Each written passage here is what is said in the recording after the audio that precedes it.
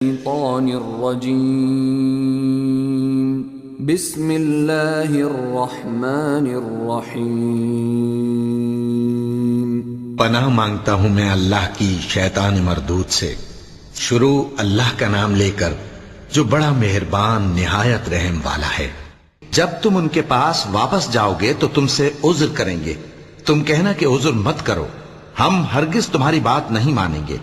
اللہ نے ہم کو تمہارے سب حالات بتا دیے ہیں، اور ابھی اللہ اور اس کا رسول تمہارے عمل کو دیکھیں گے، پھر تم غائب و حاضر کے جاننے والے کی طرف لوٹائے جاؤ گے، تو جو عمل تم کرتے رہے ہو وہ سب تمہیں بتائے گا۔